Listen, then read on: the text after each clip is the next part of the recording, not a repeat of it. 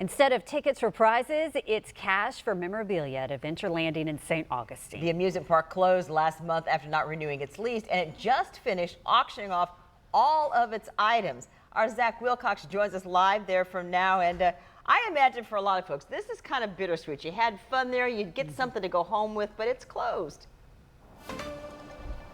Yeah, Jeannie, I know a lot of memories probably come flooding back for the folks who've been coming through here. And I tell you what, all throughout the day today, the trucks seem to get bigger and bigger and bigger. There are some big semis that were just here, or at least some big moving trucks that were just here, and all kinds of stuff has come out of there. I was expecting a lot of decorative type things and games, but actually in the last couple minutes, we saw a safe come out of there, some shelves. We just saw a popcorn maker get loaded up into somebody's car. So a lot of memories made along the way. I'm sure a lot of memories tied to some of these items, including these big guys behind me here who have welcomed so many guests through the years. Everything's got to go, and they're going to be going too. Did you like Adventure Landing? Yes. Yeah, they loved it. The games in there. Tommy Horton considered Adventure Landing as the place to go for his family in St. Augustine.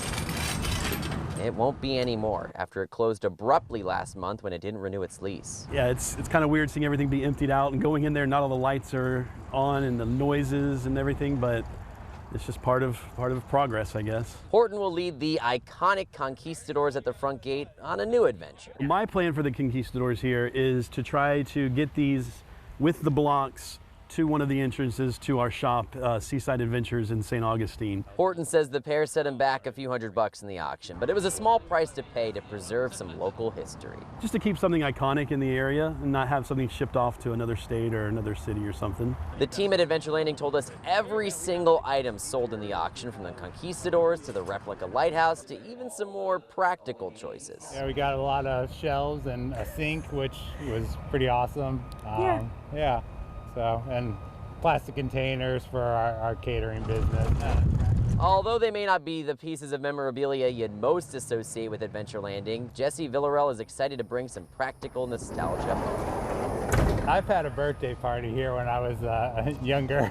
It was kind of cool in the sense of, you know, carrying something from the past with us and still using it. I mean, it's silly, but it's cool to have things with history.